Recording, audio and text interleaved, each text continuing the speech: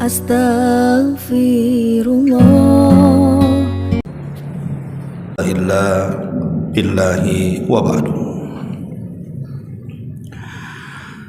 Alhamdulillah. Wa anta ya Rasulullah, wahai Rasul, kenapa engkau menangis? Faqala an-nabiy sallallahu alaihi wasallam, maka Rasul mengatakan, ya ibna Aufin innaha rahmah. Wahai ibna Auf, tangisanku adalah rahmat. Maksudnya kasih sayang seorang ayah kepada anak. Faqala Nabi sallallahu alaihi wasallam, maka Nabi SAW mengatakan, innal aina la tadma wa innal qalba la yahzan wa la naqulu illa ma yarda rabbuna wa inna bi firaqika ya Ibrahim la mahzun. Sesungguhnya mata ini bisa saja mengeluarkan air mata dan hati itu bisa sedih. Tetapi kata Rasul, aku tidak pernah mengatakan kecuali apa yang diridhoi Rabbku saja. Dan sesungguhnya diriku dengan perpisahan wahai Ibrahim sungguh menyesakkan dada. Hadis ini menjelaskan kepada kita bahwa manusia setingkat Nabi SAW saja mengalami musibah yang menjadikan dirinya menangis, padahal dia seorang Nabi. Di sini kita bisa petik pelajaran bahwa siapapun manusia, tidak harus dia seorang Nabi, bahkan semua manusia pasti tertimpa sebuah musibah. Dan tentunya Nabi SAW dan para Nabi yang lainnya, tentu musibahnya jauh lebih besar dibandingkan musibah yang kita derita. Karena ini tercermin dari ucapan Nabi SAW sendiri. Kata Nabi SAW, asyaddal bala indallahil anbiya. Yang paling besar ujian yang Allah anugerahkan kepada manusia adalah para Nabi. Thummal amsal fal amsal, baru kemudian setelah Nabi, baru setelah Nabi. Dan ujian manusia itu banyak sekali. Ujian manusia yang membuat sedih manusia itu banyak sekali. Makanya kenapa kemudian ada istilah yang diungkapkan Imam Syafi'i rahimahullahu ta'ala. Kata beliau, thamaniyatun tajri 'alan nasi kullihim wala budda lil insani yalqa thamaniyata. Ada 8 perkara yang pasti dilalui semua manusia, dan 8 perkara ini sudah keharusan menempel pada manusia. Kemudian kata Imam Syafi'i, sururun wa huznun wa ijtima'un wa furqatun wa yusrun wa usrun thumma suqmun wa afiyah. Kebahagiaan, kesedihan, berkumpul dan berpisah, mudah dan susah, sakit dan juga kesehatan. Inilah 8 perkara yang tidak mungkin lepas dari manusia. Terkadang manusia bahagia, terkadang manusia sedih. Terkadang manusia berkumpul, terkadang manusia berpisah. Terkadang manusia diberikan kemudahan, terkadang diberikan kesulitan. Terkadang diberikan penyakit, terkadang diberikan kesehatan. Itulah manusia. Pasti 8 perkara ini ada pada diri mereka.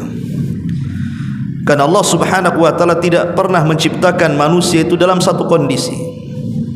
Allah Subhanahu wa ta'ala mengatakan, wa tilkal ayyam nudawiluha bainan nas. Namanya hari itu diputar oleh Allah Subhanahu wa ta'ala dari satu kondisi ke kondisi berikutnya. Supaya apa? Supaya ada keadilan, penyeimbangan hidup. Manusia kalau tidak diberikan musibah, bisa saja dia melampaui batas. Makanya Umar bin Khattab radhiyallahu anhu ketika memberikan catatan kepada ayat wa basyiris sabirin alladzina idza asabatkum musibatun qalu inna lillahi wa inna ilaihi rajiun ulaika alaihim salawatu min rabbihim wa rahmah wa ulaika humul muflihun. Beri kabar gembira kepada orang-orang yang ditimpa musibah kemudian mereka sabar, kemudian mereka mengucapkan inna lillahi wa inna ilaihi rajiun, semua datang dari Allah dan akan kembali kepada Allah. Maka bagi mereka Allah akan memujinya, Allah akan menurunkan rahmat kepadanya, dan Allah akan memberikan hidayah kepada mereka. Kata Umar bin Khattab radhiyallahu anhu, dia mengatakan, kenapa musibah itu diturunkan kepada manusia? Kata beliau, supaya ada keseimbangan hidup. Kalau orang senang terus, bisa saja melampaui batas. Kalau orang susah terus, bisa saja putus asa. Makanya kemudian diseimbangkan hidup ini antara nikmat dan juga ujian dari Allah Subhanahu wa taala. Ma'asyiral muslimin wal muslimat rahimani wa rahimakumullah. Dan ujian manusia itu sekali lagi banyak sekali. Ada orang yang diberikan musibah oleh Allah Subhanahu wa taala dengan kematian seperti yang dilakukan Nabi di sini. Terdapat dalam hadis ini, Rasul ditinggal mati orang yang tercintanya. Bukan hanya satu Ibrahim dalam hadis ini, tapi sebelumnya Rasul sallallahu alaihi wasallam sudah ditinggal mati oleh putra-putra tercintanya, dimulai dari Qasim kemudian Abdullah, kemudian disusul dengan anak-anak perempuannya, di mana Nabi sallallahu alaihi wasallam langsung menguburkan dengan tangannya. Kematian Zainab ada di hadapannya, kematian Ruqayyah ada di hadapannya, kematian Ummu Kulthum ada di hadapannya, dan tiga-tiganya dikuburkan langsung oleh Nabi sallallahu alaihi wasallam, kecuali Fatimah, karena Fatimah meninggal setelah Rasul meninggal. Tapi semua putra-putri Rasul meninggal sebelum Rasul meninggal, dan tidak ada kesedihan melebihi kematian orang-orang yang dicintainya. Ma'asyiral muslimin yang dimuliakan Allah Subhanahu wa taala, atau boleh jadi Allah Subhanahu wa taala memberikan musibah dengan ditimpanya banyak penyakit. Ada orang yang sudah bertahun-tahun mengidap penyakit, diobati ke sana kemari juga tidak kunjung sembuh. Bahkan angkat tangan rumah sakit, angkat tangan dokter sudah tidak sanggup mengobatinya, hanya menunggu ajalnya saja. Tapi ada juga manusia ditimpa dengan ekonomi. Boleh jadi mungkin usahanya dibangkrutkan, dia sudah berusaha ke sana kemari juga tidak kunjung diberikan rizki yang cukup oleh Allah Subhanahu wa taala. Atau boleh jadi kesedihan ini atau musibah ini karena ucapan manusia. Mungkin dia difitnah, mungkin dia dibuli, mungkin dia digibah, mungkin dia diadu domba, dan begitu seterusnya. Atau boleh jadi karena pertengkaran suami istri, anak dengan ayah atau dengan tetangga, atau kesedihan orang-orang yang dalam penjara, atau kesedihan orang-orang yang terlilit hutang, atau kesedihan orang-orang yang kemudian terzolimi selama hidupnya. Ikhwatu fiddin muliakan Allah Azza wa Jalla, ujian manusia itu bermacam-macam. Tetapi ingat bahwa tidak mungkin Allah Subhanahu wa taala memberikan ujian itu kecuali manusia bisa menghadapinya. Mustahil. Ketika Allah Subhanahu wa taala menurunkan ujian itu, manusia tidak bisa menghadapinya, karena Allah menurunkan ujian itu sesuai dengan kadar keimanannya. Kalau imannya kuat, Allah tambah ujiannya. Tapi kalau imannya lemah, maka Allah Subhanahu wa taala peringan ujiannya. Tapi ingat bahwa ujian itu Allah Subhanahu wa taala letakkan kepada hambanya hanya untuk menguji keimanan mereka. Apakah iman mereka benar ataukah dusta? Ma'asyiral muslimin yang dimuliakan Allah Subhanahu wa taala, Lalu kenapa manusia bisa stres? Kenapa manusia bisa bimbang, bisa bingung, bisa sedih? Apa penyebabnya? Hadis Aisyah Ummul Mukminin radhiyallahu anha, beliau pernah mengatakan, bersabda Nabi sallallahu alaihi wasallam, kata Nabi sallallahu alaihi wasallam, "Idza kathurat dzunubul 'abdi wa lam yakun lahu ma yukaffiruha minal 'amali, ibtalahu Allahu bil hazni liyukaffiraha anhu." Apabila manusia sudah terlampau banyak dosa yang dilakukannya dan tidak ada yang bisa menggugurkan dosa itu dengan amalannya. Dosanya banyak tapi amalannya sedikit. Dosanya banyak tapi ibadahnya tak banyak. Dosanya banyak tapi ketaatannya tidak banyak. Maka terkadang Allah Subhanahu wa taala menguji hamba ini dengan kesedihan. Kalau dia sabar dengan kesedihan itu, itulah sebagai penggugur dosanya. Dan boleh jadi dengan kesabarannya itu, maka Allah Subhanahu wa taala akan pulihkan kebahagiaannya. Dari sini kita tahu bahwa sebab vital kenapa orang itu bisa stres, bisa sedih, bisa gundah gulana dan yang semacamnya, tidak lain karena dosa yang dilakukannya. Atau boleh jadi sebab yang kedua karena syaitan. Karena syaitan ini menghendaki musuh-musuhnya dari kalangan Bani Adam itu supaya dia sedih, supaya dia stres, mengganggu ibadahnya. Makanya Allah Subhanahu wa taala berfirman dalam surah Mujadilah ayat 10 itu, ketika Allah menceritakan atau berfirman tentang kelakuan syaitan, Allah mengatakan, liyahzunal ladzina amanu wa laysa bidharrihim syai'an illa biidznillah wa 'alallahi falyatawakkalul mu'minun. Syaitan itu sengaja menggoda Bani Adam supaya Bani Adam itu sedih, untuk membuat sedih orang-orang yang beriman, kata Allah. Tetapi gangguan syaitan itu tidak memadaratkan orang-orang yang beriman sedikit pun, kecuali dengan izin Allah Subhanahu wa taala. Maka bertawakallah kepada Allah Subhanahu wa taala jika kalian benar-benar beriman kepada Allah Subhanahu wa taala. Jadi sebab yang kedua boleh jadi karena apa? Karena syaitan. Bisa karena dosa yang kita lakukan, atau boleh jadi karena syaitan. Syaitanlah yang kemudian membuat kita stres, membuat kita bingung dengan was-was yang diberikan kepada kita. Ma'asyiral muslimin yang dimuliakan Allah Subhanahu wa taala, dan dua perkara ini disebutkan oleh sebagian ulama salaf. Para ulama salaf mengatakan, man arada afiyatal jismi falyuqallil minat ta'ami wasyarabi, wa man arada afiyatal qalbi falyatrukil atham. Qala Thabit ibn Qurrah, rahatul jismi fi qillati ta'ami wa rahatul ruhi fi qillatil athami wa rahatul lisani fi qillatil kalami. Beliau mengatakan, para ulama salaf, barang siapa yang ingin sehat jasadnya, maka sedikitkan makan dan minumnya. Barang siapa yang ingin sehat hatinya, maka tinggalkan dosa-dosa. Berkata Thabit ibn Qurra, kesehatan badan itu ada di sedikit makan, kesehatan ruh itu ada di sedikit maksiat, dan kesehatan lisan itu ada di sedikit bicara.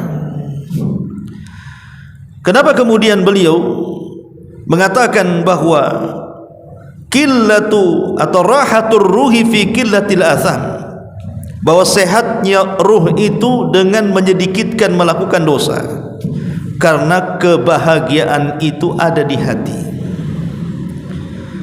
Kebahagiaan itu bukan ada di pakaian, kebahagiaan itu bukan ada di rumah mewah, bukan di mobil megah, bukan di tanah luas, tidak.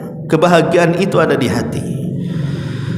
Lah hati ini akan menjadi hitam ketika banyak maksiat. Makanya Rasul mengatakan, satu kali maksiat Allah akan berikan satu titik hitam di hatinya.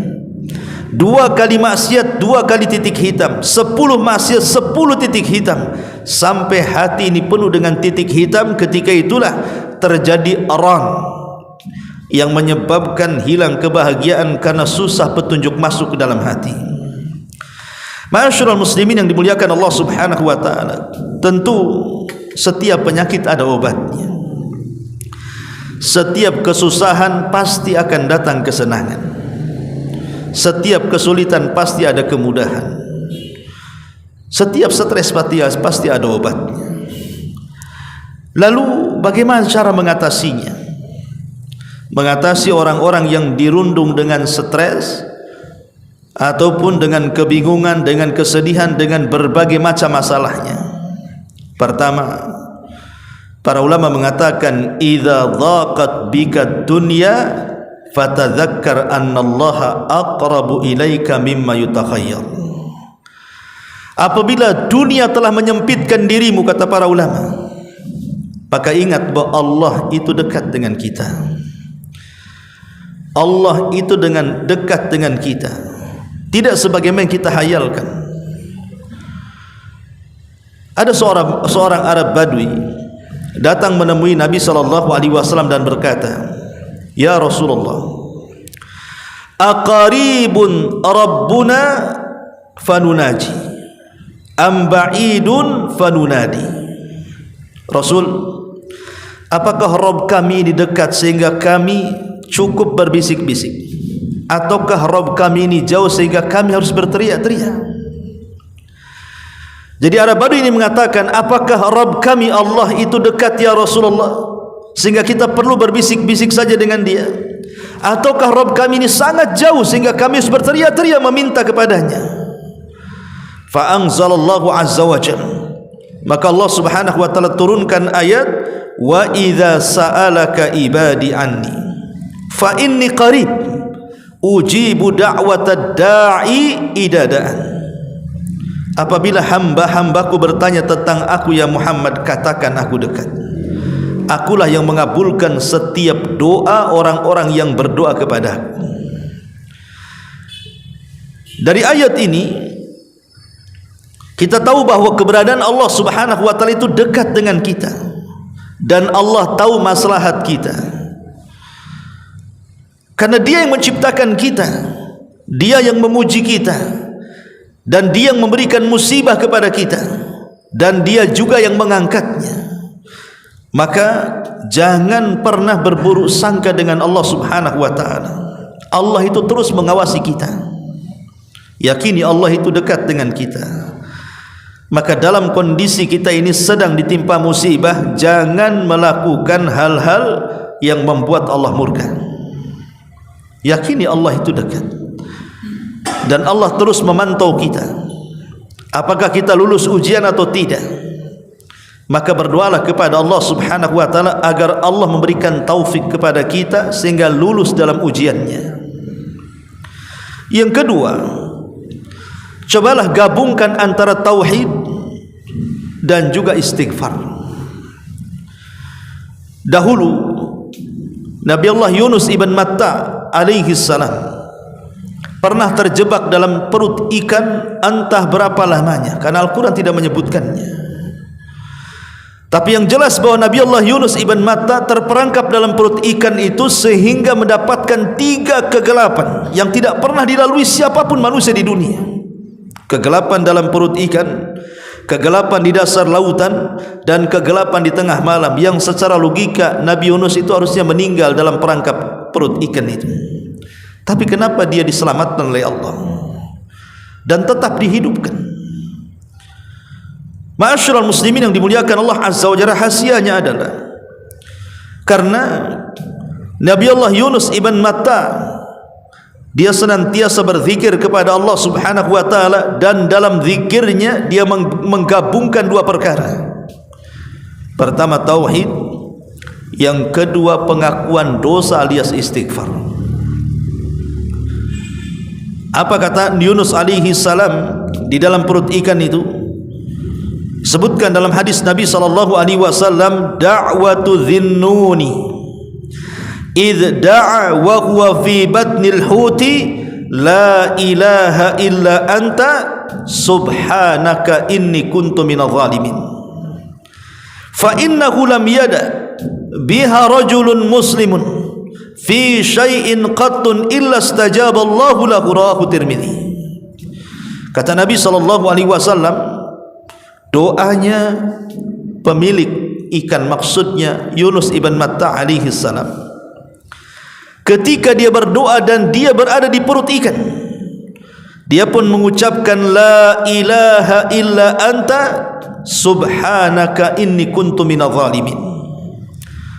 La ilaha illa anta subhanak, ini tauhid.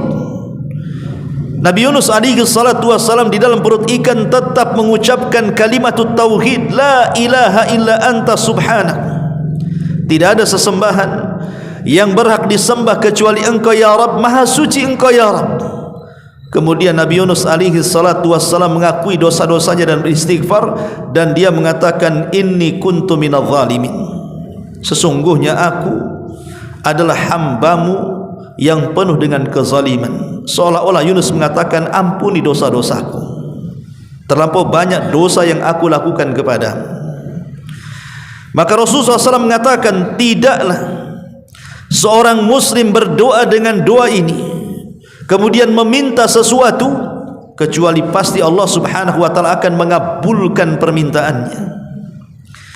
Ma'asyiral muslimin yang dimuliakan Allah Azza wa Jalla, sampai Allah Subhanahu wa taala mengatakan, kalaulah Yunus dalam perut ikan itu tidak termasuk hamba Allah yang banyak bertasbih, la labisa fi batnil huti ila yaumi yub'atsun, tentu Yunus akan berada di perut ikan itu sampai hari dibangkitkan kiamat. Tapi dia hamba Allah yang banyak bertasbih. Akhirnya setelah dia berusaha untuk berzikir dan suaranya melesat ke langit, sampai para malaikat di langit mengatakan kepada Allah Azza wa Jalla, ya Rabb, ini ucapan ini sangat ma'ruf, tetapi di mana hamba itu yang mengucapkannya? Kami tidak tahu. Maka Allah Subhanahu wa taala, itulah hambaku Yunus ibn Matta sedang berzikir di dasar lautan di perut ikan.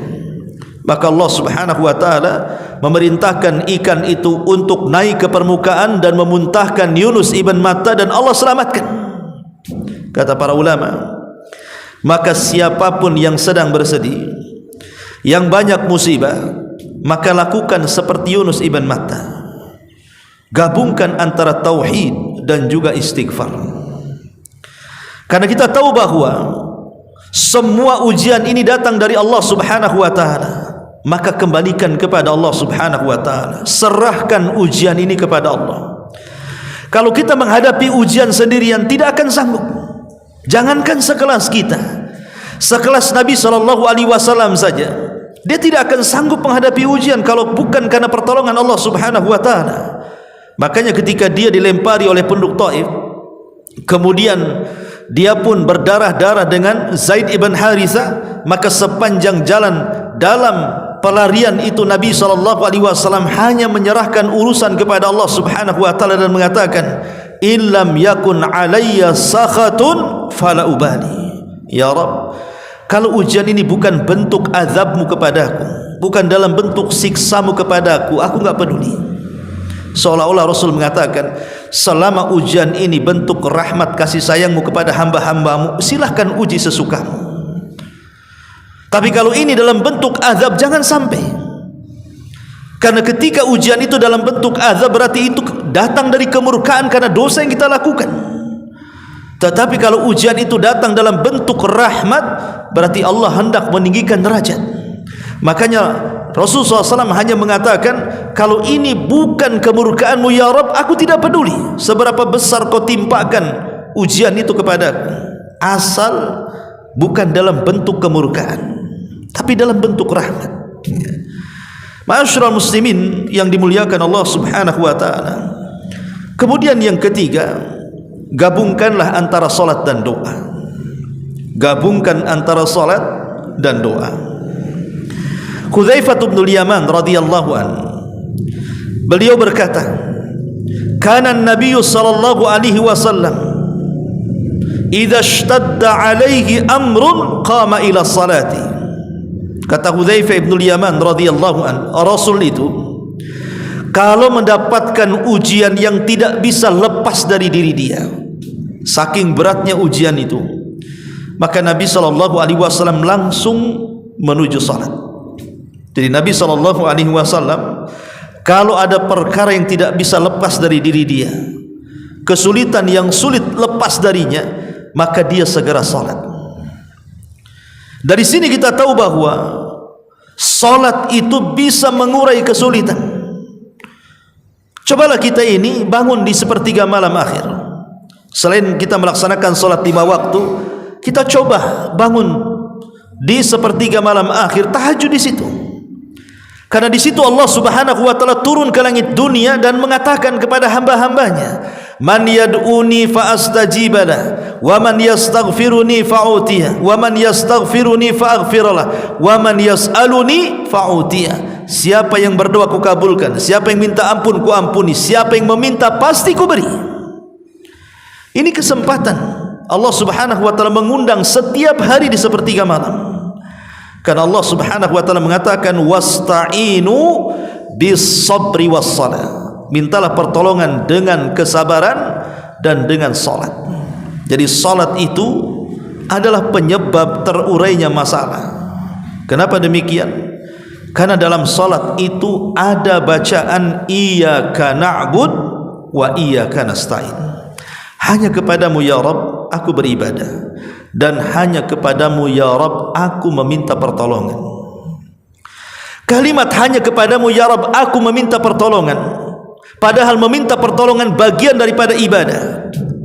Harusnya cukup dengan mengatakan iyyaka na'bud, tetapi Allah Subhanahu wa taala pisahkan wa iyyaka nasta'in, seolah-olah isti'anah itu ibadah khusus daripada jenis ibadah yang lainnya. Ya, karena tidak mungkin orang itu melakukan ibadah tanpa pertolongan Allah. Antum tidak mungkin hadir di kajian ini kalau bukan karena pertolongan Allah. Antum tidak bisa melaksanakan salat Isya berjamaah tadi kalau bukan karena pertolongan Allah. Bahkan tidak mungkin kita menggerakkan tangan, kaki dan yang lainnya kalau bukan karena pertolongan Allah. Seolah-olah kalimat iyyaka na'budu wa iyyaka nasta'in ini mengatakan bahwa kalau Allah Subhanahu wa taala tidak menolong perkara kita, tidak ada perkara sekecil apapun bisa kita selesaikan. Makanya sering saya katakan, sebesar apapun masalah, kalau Allah ikut campur tangan dalam menyelesaikannya, pasti akan ada jalan keluarnya. Tapi sekecil-kecilnya masalah, kalau Allah tidak ikut campur dalam permasalahan kita, maka kita akan sulit untuk menyelesaikannya. Karena semua datang dari Allah, dan Allah juga yang akan mengangkatnya. Maka salatlah, berbanyak salat, minta dalam salat kita agar masalah kita diselesaikan. Kemudian berdoa. Lalu doa apa yang diajarkan Nabi SAW supaya masalah kita ini mudah terselesaikan?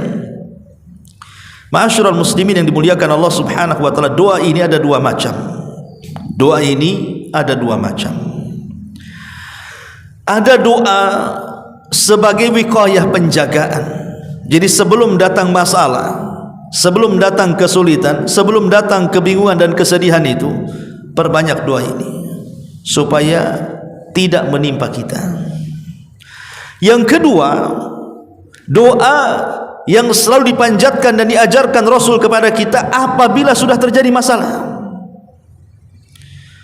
Ma'asyiral muslimin yang dimuliakan Allah Subhanahu wa taala, adapun doa sebagai pencegahan dari masalah adalah doa yang diajarkan Nabi sallallahu alaihi wasallam, Allahumma inni a'udzubika minal hammi wal hazan wal ajzi wal kasal wal bukhli wal jubni wa dhala'id daini wa ghalabatir rijal.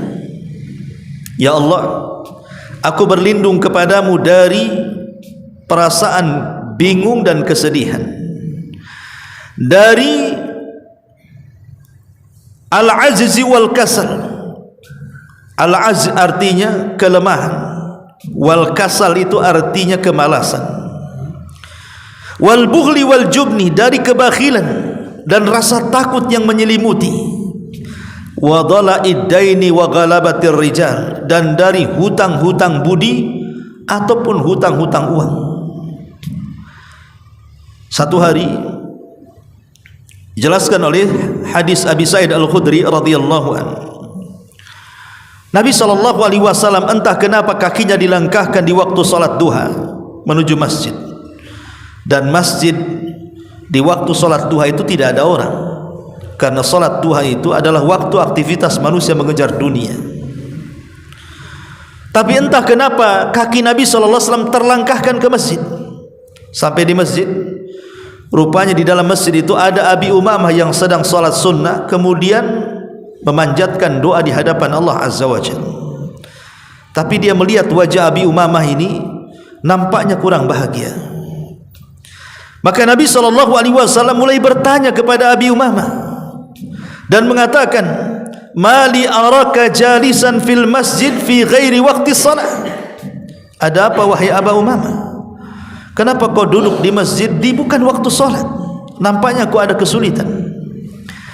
Kemudian Abu Umamah radhiyallahu anhu mengatakan, humumun lazimatni wa duyunun ya Rasulullah. Banyak masalah dalam kehidupanku wahai Rasul. Banyak hutang yang melilit dalam kehidupanku wahai Rasul. Maka Rasulullah SAW mengatakan, afala u'allimuka kalaman, maukah ku ajarkan kepadamu beberapa kalimat. Idza anta qultahu adhhaballahu azza wa jalla hammuka wa qada anka dainuk. Kalau engkau baca, mudah-mudahan Allah menghilangkan kesulitanmu dan Allah lunasi hutang-hutangmu. Maka Abi Umamah langsung mengatakan, bala ya Rasulullah, tentu wahai Rasul. Maka Rasul mengajarkan, ya Aba Umamah, idza asbahta wa idza amsayta, apabila engkau di pagi hari atau di sore hari, katakanlah Allahumma inni a'udzubika minal hammi wal hazan, wa a'udzubika minal ajzi wal kasal, wa a'udzubika minal jumni wal bukhl, wa a'udzubika min ghalabati daini wa qahrir rijal. Katakan, ya Aba Umamah, aku berlindung kepadamu ya Rabb dari kegundahan dan kesedihan, dari kelemahan dan kemalasan, dari kebakhilan dan rasa takut yang menyelimuti, dan dari terkalahkannya oleh hutang, dan dari terkalahkannya oleh budi baik manusia. Ma'asyiral muslimin yang dimuliakan Allah Azza wa Jalla, Abu Umamah mengatakan, fa fa'altu dzalik fa adhhaballahu azza wa jalla hammi wa qada anni daini. Maka aku yakin dengan seyakin-yakinnya dengan apa yang diajarkan Rasul, ku amalkan itu semuanya. Maka tidak lama setelah ku amalkan itu semua, apa yang terjadi? Allah hilangkan kesedihanku dan Allah lunasi hutang-hutangku. Artinya di sini harus ada keyakinan dalam doa. Jangan ada keraguan. Karena ragu-ragu dalam berdoa itu menjadikan tidak terkabul doa kita. Harus ada keyakinan bahwa Allah Subhanahu wa taala pasti akan menolong kita. Tetapi kalau seandainya masalahnya semakin rumit, tidak bisa jalan keluar, berusaha ke sana kemari juga mentok, maka Nabi SAW mengajarkan sebuah doa, Allahumma inni abduka wa ibnu abdika wa ibnu ammatika nasiyati biyadik madin fiyya hukmu adlun fiyya qada'u as'aluka bikulli ismin huwa sammaita bihi nafsak aw anzaltahu fi kitabik aw 'allamtahu ahadan min khalqik aw ista'tharta bihi fi 'ilmil ghaibi 'indak an taj'alal qur'ana rabi'a qalbi wa nura sadri wa jalaa'a hazni wa dhahaba hammi. Ya Allah, sesungguhnya aku adalah hamba-Mu. Kita adalah semua hamba Allah. Serahkan semua kepada Allah. Sesungguhnya aku adalah hamba-Mu, putra hamba-Mu, putra hamba-Mu. Nasibku di tangan-Mu, nasibku di tangan-Mu. Ini bentuk apa? Penyerahan kepada Allah, bahwa nasib kita semua di tangan Allah. Nasib kita lah bukan di tangan kita. Makanya kalau ada dukun meramal lewat garisan-garisan tangan kemudian menentukan nasib seseorang, dustakan. Nasib kita semua di tangan Allah Subhanahu wa taala. Berlaku padaku ketentuanmu, adil padaku putusanmu. Aku memohon kepadamu dengan segala namamu yang engkau sebut untuk dirimu, nama yang engkau turunkan dalam kitabmu, yang kau ajarkan pada segelintir hambamu, atau nama yang hanya kau sendiri yang mengetahuinya dalam pengetahuan gaib, agar engkau ajarkan Al-Quran sebagai musim semi di hatiku.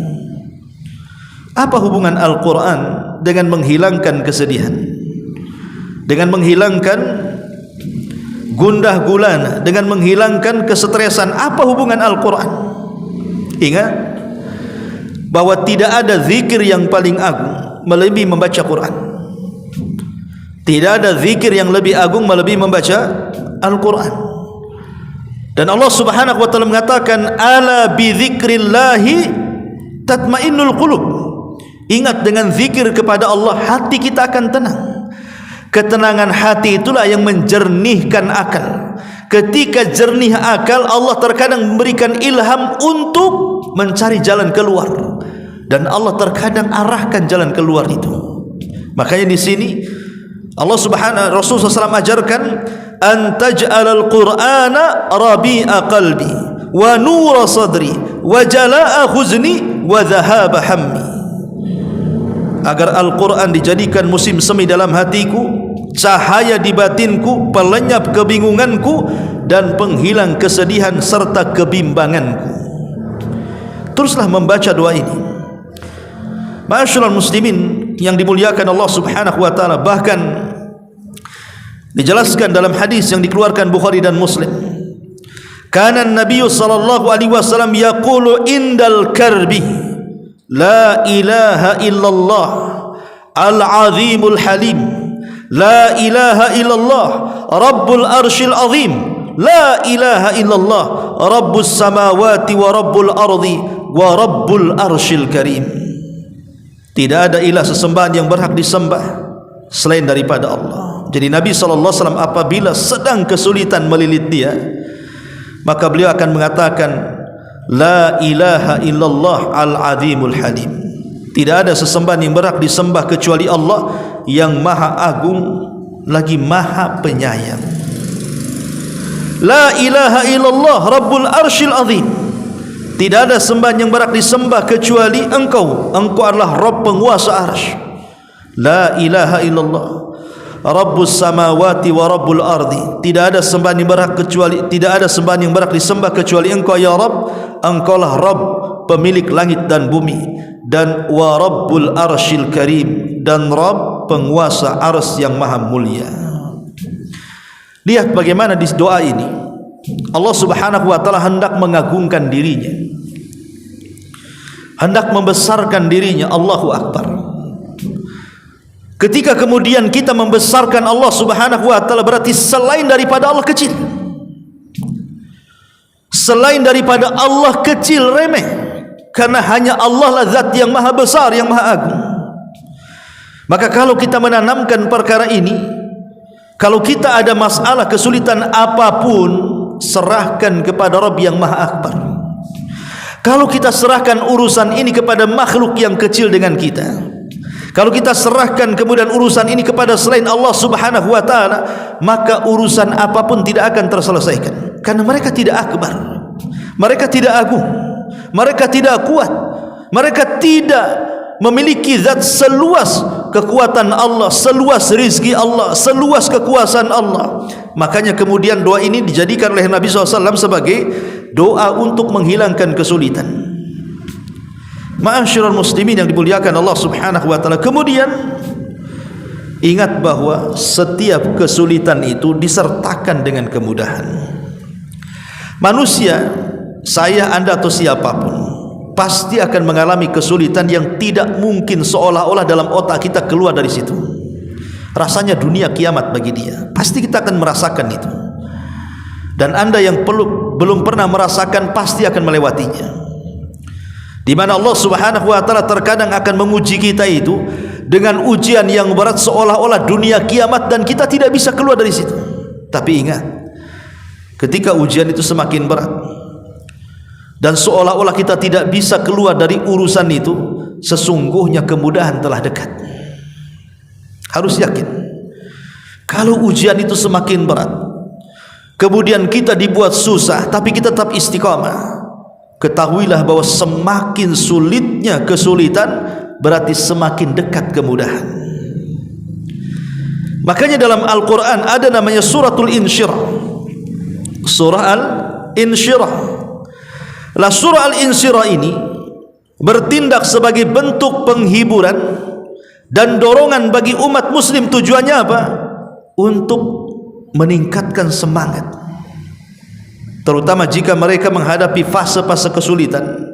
Maka Allah Subhanahu wa taala janjikan dalam ayatnya, fa inna ma'al usri yusran, inna ma'al usri yusra. Maka sesungguhnya bersama kesulitan itu ada kemudahan. Sesungguhnya bersama kesulitan itu ada kemudahan. Subhanallah, semua karunia Allah dan nikmatnya. Allah Subhanahu wa taala ketika menyebut kalimat kesulitan menggunakan alif lam, inna ma'al usri. Tapi ketika Allah menyebutkan kemudahan, dibuangnya alif lam, kemudian diganti dengan tanwin, yusran. Dalam ilmu bahasa, bahwa al-usri yang pertama adalah usri yang kedua, tapi yusran yang pertama bukan yusran yang kedua. Karena al-usri itu ma'rifat, yusran itu nakirah. Seolah-olah Allah ingin mengatakan kesulitan pertama adalah itu juga kesulitan yang kedua, tapi kemudahan yang pertama bukan kemudahan yang kedua. Artinya satu kesulitan bisa datang dua kemudahan, tiga kemudahan, empat kemudahan, dan begitu seterusnya. Makanya Nabi SAW mengatakan dalam hadis Abdullah ibn Abbas radhiyallahu anhuma, kata Nabi SAW, wa'lam anna nasra ma'as sabri wa anna al-faraja ma'al karbi wa anna ma'al usri yusra. Ingatlah bahwa kemenangan itu diraih karena berkat kesabaran, kesenangan itu diraih karena dia sabar ketika mendapatkan penderitaan, dan kesulitan itu pasti diganti dengan kemudahan.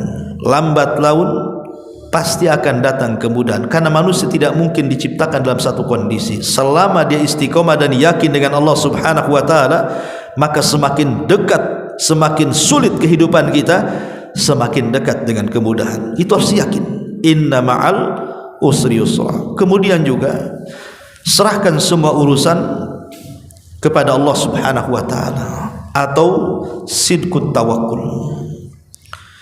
Perkuat tawakal kita dengan Allah Subhanahu wa taala. Nabiullah Ibrahim alaihi salatu wassalam ketika dilempar ke dalam api oleh raja zalim, raja Babil, apa yang diucapkan Ibrahim? Hasbunallah wa ni'mal wakil. Itulah ucapan Ibrahim. Jadi ketika Ibrahim itu dilempar oleh manjani ketapel besar ke dalam api yang sedang menyala, yang tingginya sama dengan istana, tiba-tiba Ibrahim mengatakan, hasbunallah wa ni'mal wakil. Cukuplah Allah sebagai pelindung, karena dia sebaik-baik pelindung. Apa yang terjadi? Faja'alahallahu alaihi bardan wa salaman. Maka Allah jadikan api itu menjadi dingin dan menyelamatkan. Dan itu juga pernah terjadi dengan Nabi SAW. Ketika kekalahan Rasul di Uhud, maka semua tentara Rasul mundur ke kota Madinah. Kemudian Abi Sufyan dan pasukannya mengancam akan mengirim pasukan besar untuk menyerang Madinah. Maka ketika itu disampaikan kepada Rasul bahwa Abi Sufyan akan membawa pasukan besar untuk membabat mereka habis. Dan Allah Subhanahu wa taala gambarkan dalam Quran, alladzina qala lahumun nas innan nasa qad jama'u lakum fakhshawhum. Orang-orang telah berkata kepada mereka, manusia sedang berkumpul, maksudnya musuh-musuh sedang berkumpul dan akan menyerang. Takutlah engkau. Apa yang terjadi?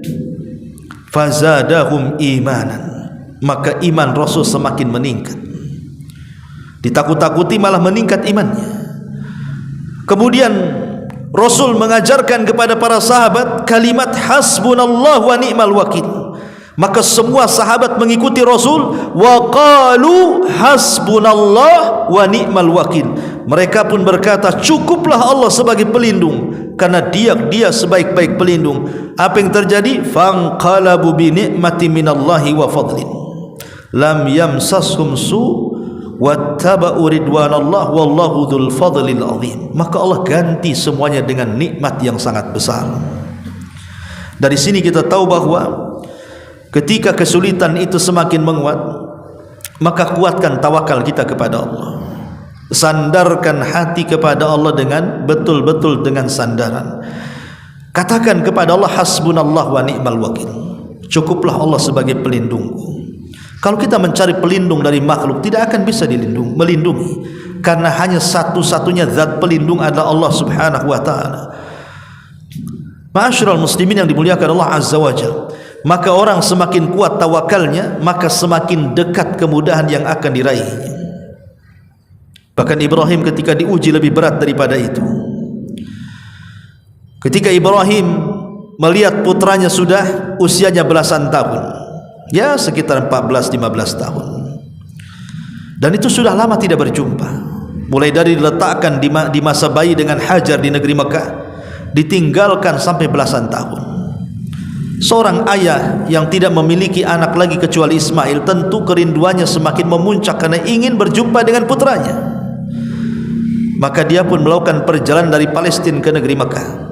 Qadarullah, di tengah malam dia tertidur, tiba-tiba dalam mimpinya Allah perintahkan dia menyembelih putranya.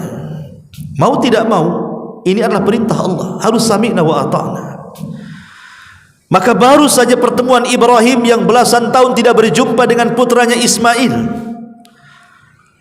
tiba-tiba kemudian Ibrahim mengatakan kepada Ismail, ya bunayya inni ara fil manami anni adbahuka fangdur madza tara. Wa Ibrahim, ayahmu semalam bermimpi menyembelih dirimu, bagaimana pendapatmu? Tapi karena Ismail adalah putra Ibrahim, didikan Hajar, wanita yang paling tawakal kepada Allah subhanahu wa ta'ala, dia menjawab dengan mengatakan, ya abatif al-ma tu'mar satajiduni insyaallahu minas sabirin. Wahai ayahku, kalau ini perintah Allah subhanahu wa ta'ala, lakukan saja, karena engkau akan dapati aku termasuk hamba Allah yang sabar. Maka di ujung ayat Allah mengatakan, falamma aslama wa tallahu lil jabin, ketika keduanya sudah memasrahkan diri kepada Allah, artinya tawakal, sudah dipasrahkan, itu urusan Allah subhanahu wa ta'ala. Wa nadainahu ayya Ibrahim qad saddaqta ru'ya, tiba-tiba datang panggilan dari langit dan mengatakan, wahai Ibrahim, engkau sudah membenarkan mimpimu.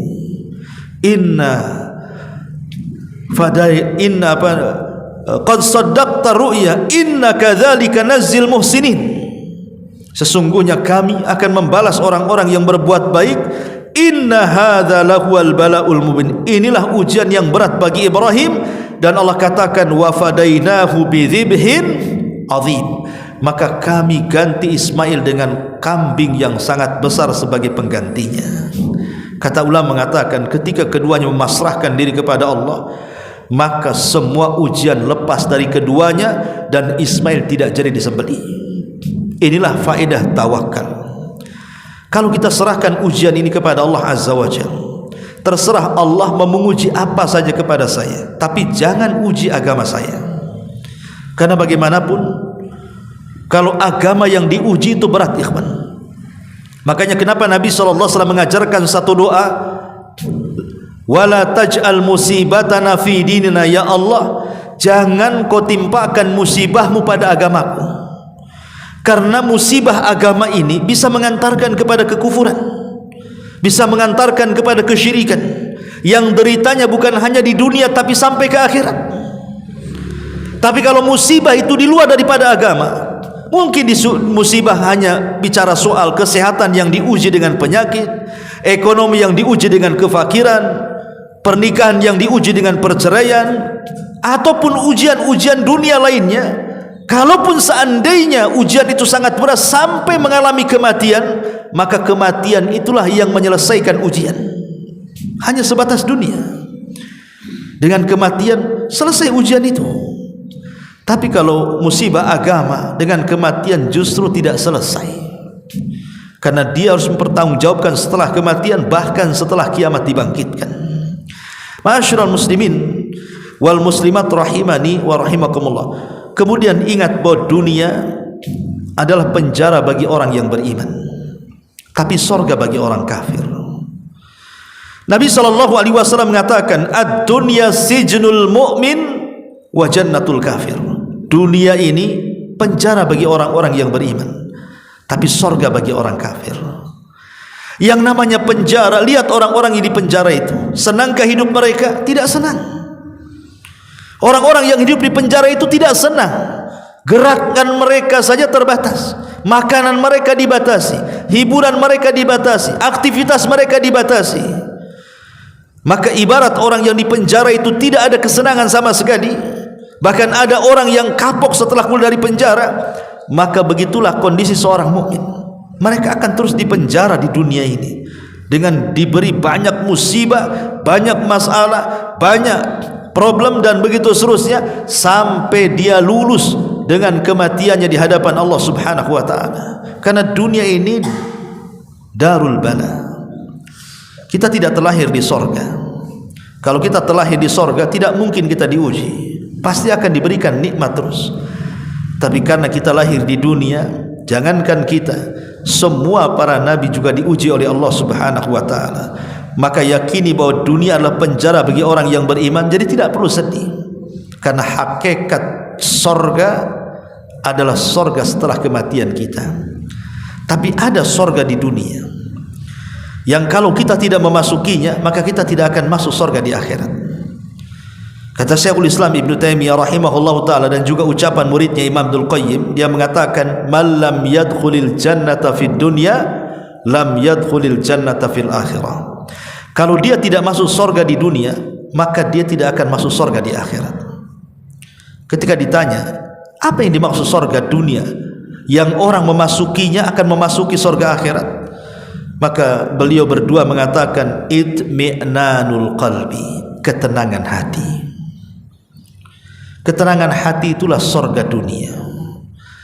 Bagaimana caranya menenangkan hati itu?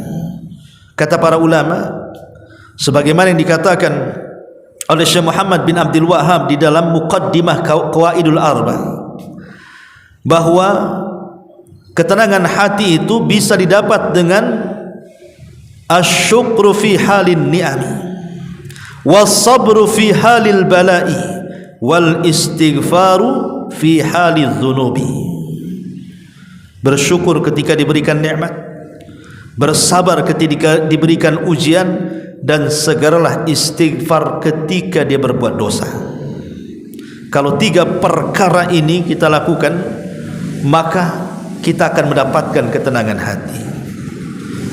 Bersyukur apabila diberikan nikmat, bersabar apabila diberikan ujian, dan segera istighfar apabila melakukan dosa. Rasul mengatakan, ajaban li amril mu'min. Sungguh mengherankan perkaranya orang Islam itu. Sungguh mengherankan perkaranya orang yang beriman itu. In asabathu dharra sabara fakanat khairan lahu, wa in asabathu syarra syakara fakanat khairan lahu. Seorang mukmin ini aneh, kalau ditimpa musibah dia bisa sabar, dan itu kebaikan bagi dia. Kalau ditimpa nikmat dia bersyukur, dan itu kebaikan bagi dia. Dan itu tidak ada kecuali bagi seorang mukmin. Artinya seorang mukmin ini, musibah apapun tidak menjadikan dia putus asa, nikmat apapun tidak menjadikan dia kufur nikmat. Dan itulah yang menenangkan hati. Itulah sorga dari sorga-sorga dunia. Ma'asyiral muslimin wal muslimat rahimani wa rahimakumullah. Kemudian cobalah dengan berhusnudzon kepada Allah Subhanahu wa taala, berbaik sangka dengan Allah Subhanahu wa taala. Maksudnya berbaik sangka dengan Allah itu apa? Berjalanlah dengan takdir. Berjalan dengan takdir. Bahwa kesulitan hari ini yang kita derita ini, sebelum Allah menciptakan langit dan bumi sudah dicatat di Lauhil Mahfuz. Mau diapakan lagi? Ya. Apa mau nolak takdir Allah? Jadi kesulitan hari ini yang kita lalui, apakah kita dizalimi? Apakah kita disakiti dengan ucapan-ucapan manusia? Apakah kita ditinggalkan orang yang kita cintai? Apakah kita dililit dengan hutang dan berbagai macam masalah? Apakah kita banyak ujian apapun? Itu sudah dicatat oleh Allah Subhanahu wa taala sebelum Allah menciptakan langit dan bumi 500 tahun. Sehingga berjalan dengan takdir. Nikmati takdir Allah Azza wa Jalla. Sebab kalau kita tidak berjalan dengan takdir dan kita menyalahi takdir terus, maka selamanya kita tidak akan tenang. Tapi kalau kita yakin dengan takdir Allah Azza wa Jalla dan berjalan dengan takdir Allah Subhanahu wa taala, pasti hidup kita akan tenang, ikhwan. Maka sekali lagi, berjalanlah dengan takdir Allah Subhanahu wa taala. Jangan sekali-kali kita membantah takdir Allah. Karena ketika seorang mukmin redha dengan keputusan Allah, maka dia tidak akan menyesal selamanya.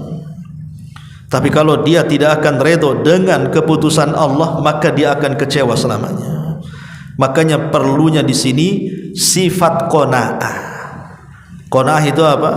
Redha dengan apapun yang Allah berikan kepada kita. Allah berikan kesenangan, kita katakan alhamdulillah ala kulli hal. Alhamdulillah bi nikmatihi tatimmus shalihat. Allah kurangi kesenangan kita, kita katakan alhamdulillah ala kulli hal. Berjalan dengan takdir. Karena kita tidak tahu musibah yang Allah turunkan kepada kita. Apakah musibah yang Allah turunkan kepada kita dalam rangka Allah menguji keimanan kita? Sengaja Allah turunkan supaya Allah tahu mana yang jujur imannya dan mana yang dusta imannya. Atau Allah Subhanahu wa taala sengaja berikan ujian kita kepada kita itu untuk membersihkan dosa-dosa kita. Mungkin terlampau banyak dosa kita ini yang tidak bisa diampuni dengan solat, dengan puasa, dengan zakat, dengan apapun amalan saleh, hanya dengan dibersihkan dosa, dengan cara diberikan ujian. Atau boleh jadi ujian ini dikirim dalam rangka mengingatkan kita supaya dosa-dosa kita ini dihentikan. Karena terkadang dosa yang kita lakukan kalau tidak diberikan teguran itu akan terus melampaui batas. Makanya Allah Subhanahu wa taala berfirman di dalam Al-Qur'anul Karim, am hasibtum an tadkhulal jannah wa lamma ya'lamillahu alladhina jahadu minkum wa ya'lamas sabirin. Apakah kalian mengira kalian akan masuk surga begitu saja? Oh, tidak bisa. Sampai Allah mengetahui siapa orang yang sungguh-sungguh di antara kalian dan siapa orang-orang yang sabar di antara kalian. Sungguh-sungguh melawan dosa. Makanya terkadang Nabi SAW mengatakan, la yazalul bala'u bil mu'min awil mu'minati fi jasadihi wa fi malihi wa fi waladihi hatta yalqallah wa ma'alaihi khatiyah. Terkadang Allah Subhanahu wa taala terus menerus menimpa bala ujian kepada orang yang beriman itu, baik dalam jasadnya dengan penyakit, baik dalam hartanya dengan ludas, bangkrut, gulung tikar dan yang semacamnya, atau kepada anak-anak yang durhaka dan begitu seterusnya, sampai dia berjumpa dengan Allah dan tidak ada dosa yang dibawa menghadap Allah Subhanahu wa taala. Artinya terkadang ujian itu boleh jadi membersihkan dosa, ikhwan. Ya. Atau boleh jadi ukubah. Boleh jadi memang hukuman dari Allah. Terlampau banyak dosa yang kita lakukan sehingga Allah hukum dengan ujian-ujian itu. Kita tidak tahu yang mana satu. Tapi yang jelas kalau kita berjalan dengan takdir Allah Subhanahu wa taala, terus berhusnudzon kepada Allah, seolah-olah ini adalah yang terbaik bagi saya. Kalau tidak dibersihkan dosa dengan ujian, tentu sudah terlampau banyak dosa-dosa kita. Maka dari situ, dengan berbaik sangka dengan Allah itu jauh lebih baik, dan ini bisa meringankan ujian kita. Tapi kalau buruk sangka, justru Allah terkadang menambah ujian itu. Ma'asyiral muslimin wal muslimat rahimani wa rahimakumullah. Kemudian juga tentu Yang paling penting juga adalah al-ihsan ilal khalqi. Teruslah berbuat baik kepada makhluk. Boleh jadi ujian itu datang dari doa-doa orang-orang yang kita zalimi. Kita tidak tahu.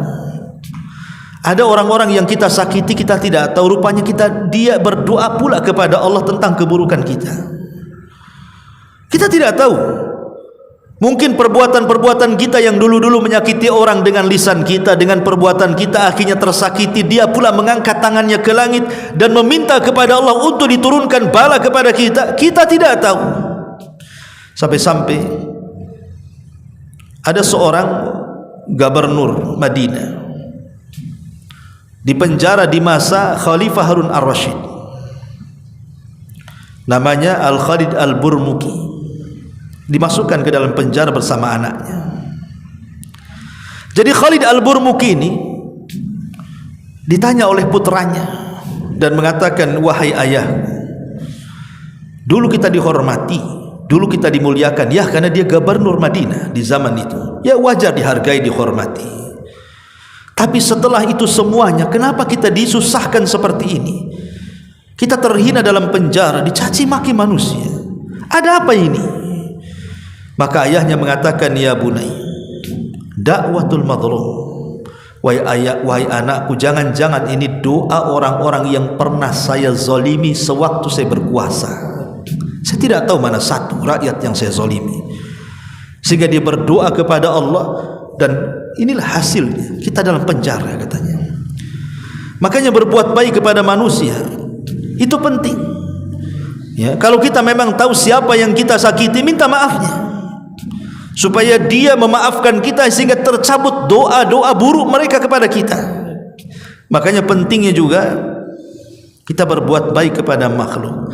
Dan yang terakhir tentunya perbanyak zikir, perbanyak istighfar, serahkan kepada zat yang paling kuat, Allah Subhanahu wa ta'ala, karena dia satu-satunya yang bisa menyelesaikan urusan kita. La haula wala quwwata illa billah. Tidak ada daya dan kekuatan kecuali hanya milik Allah Subhanahu wa ta'ala. Mudah-mudahan ceramah yang singkat ini bermanfaat. Subhanaka wa bihamdika asyhadu an la ilaha illa anta astaghfiruka wa atubu ilaik.